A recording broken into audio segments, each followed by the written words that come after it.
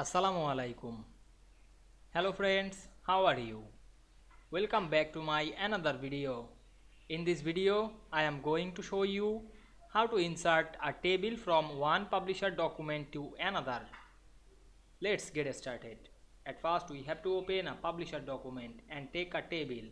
Now we want to insert this table in another document. Click the table and go to the home menu, then copy the table.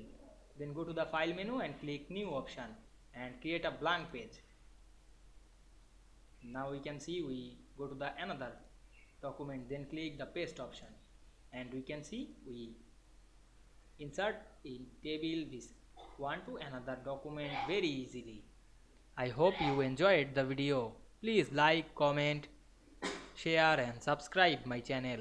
Thanks for watching.